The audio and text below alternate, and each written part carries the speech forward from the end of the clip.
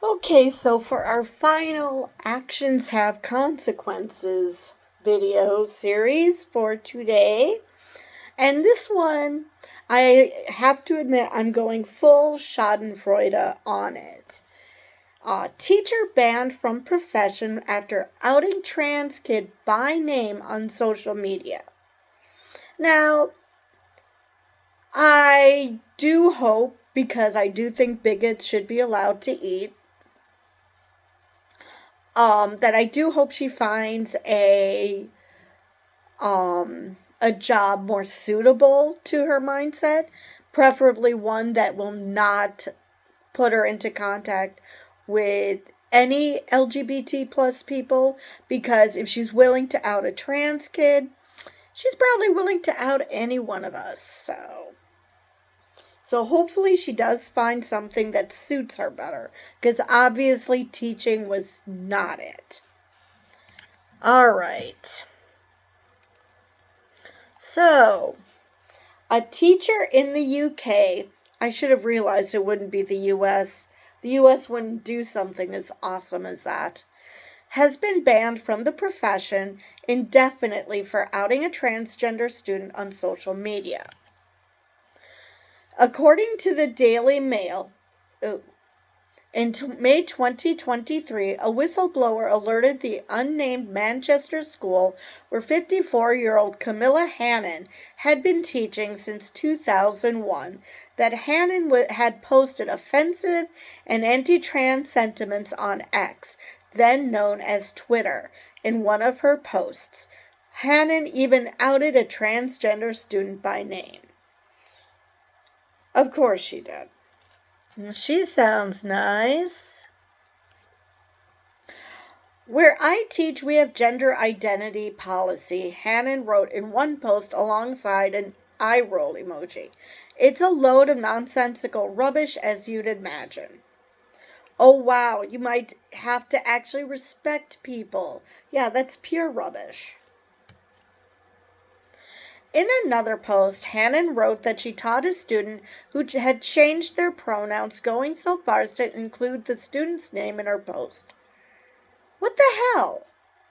I worry about what the next steps will be, she wrote. Where I teach, the trans kids are untouchable, she wrote in another post. They get everything they ask for, and everyone, staff and other students alike, is petrified of upsetting them. They don't seem oppressed to me, more like the oppressors, to be honest. Sounds to me like somebody can't handle that she's not the only one with rights. Because what the hell? I'm sure, just like most bigots who seem to think they're speaking for the majority, she just assumes that other people are just like her because they don't say anything. And maybe there are a few students who do think like her, and a few staff. And that they are afraid of saying something because look what happened to you. But that doesn't mean that trans students are being oppressive. They're still being oppressed. I mean, the fact that you think it is perfectly okay to disrespect them simply because they're trans, it is the epitome of oppression. How can you think that they're the oppressors if you're the one who's trying to find ways to shit on them? I mean, are they... all they want is respect. All they want is for you to treat them like anybody else. The fact that you have a problem with that is a you issue, not a them issue. In two other posts, she seems to suggest a link between autism and being transgender, writing that her autistic students are all plastered with trans flags and badges without exception. Okay, first off, I don't believe that. Because get your stereotypes right. Autistic kids are asexual, not trans. Get your stereotypes right. Secondly, maybe there are some autistic kids who also happen to be trans.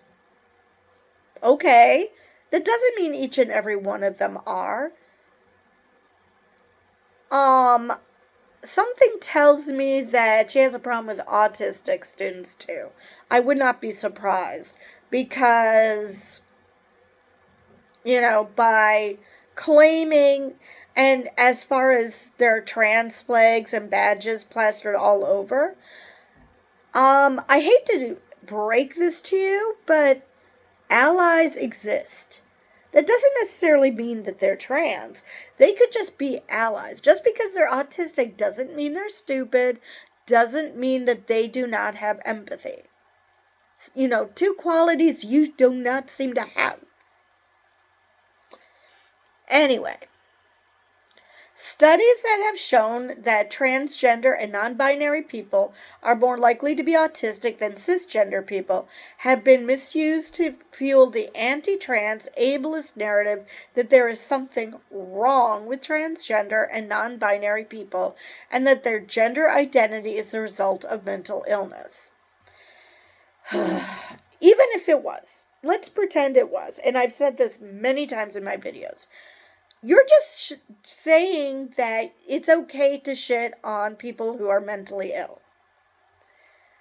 Go tell the violent schizophrenic that you don't respect him because he's mentally ill and it's all in his head, which, yes, the voices are all in his head, but he's violent, so good luck with that. Seriously, why do people think that throwing trans issues as a mental illness, that you think that somehow is a win for you? I mean, whether it is or isn't, the fact remains that you deal with mental health issues. People who are schizophrenic, they get put on medication. People with bipolar get put on medication. As far as being trans goes, transitioning is the remedy.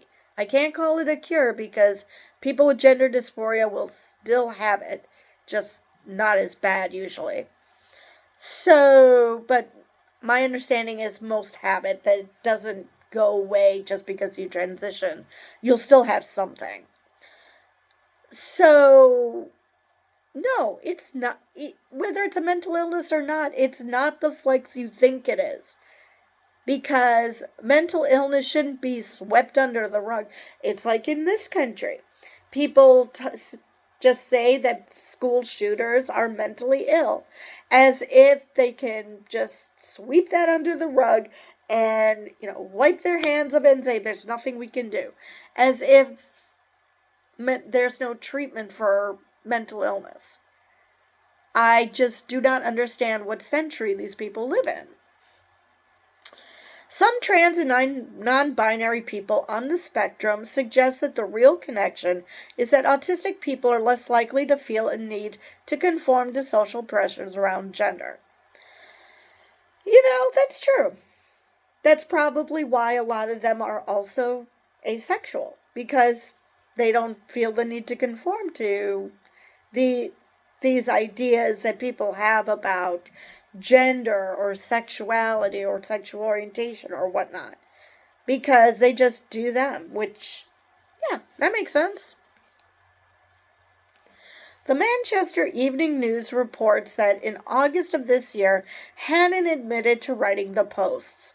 A teaching regulation agency misconduct hearing was held to address the matter, and in September, a panel found that she had shared the private medical information of the student named in her post without the student's knowledge or consent. The panel noted that she had also repeatedly misgendered the student. No, really? She seems like such a nice person. I can't imagine she would do that. Ugh, of course she did. Maybe actually I should be calling her he, since she doesn't think that gender identity is a thing. A report on the panel said that it had found that Hannon had a deep-seated attitude and that Whilst she was entitled to have that attitude and hold the views that she did, it was not acceptable for her to have posted those on social media in a way that was damaging to the profession, the school, pupils, and in particular, the student she outed. The panel said that Hannon's behavior was incompatible with the teacher's duty to be a role model for students and the whole community. I wouldn't even say that they're supposed to be a role model, but they're supposed to be someone that schools are supposed to be a place where students feel safe, where they can be themselves. And to have a teacher turn on you like that, I mean, not just be hateful to you to your face, but to out you and to post private information about you. That's just, ugh. According to the Manchester Evening News, Hannon blamed her posts on her frustration with her workload and admitted that she had exercised poor judgment. Translation, damn it, I got caught. In a statement, she said that she does not bear trans people any malice or ill will. Are you sure about that? And she respects their right to live as they please and to ask others to refer to them by names and pronouns of their choice. Yeah, you're only saying that now because you got caught and you got the boot. I mean, there is no way in hell you actually believe that shit. The Daily Mail reported. However, she added that she was concerned about so-called gender ideology, a clear anti-trans dog whistle in schools. So basically, oh, you shouldn't treat trans people so badly, and I would never do that. But just kidding.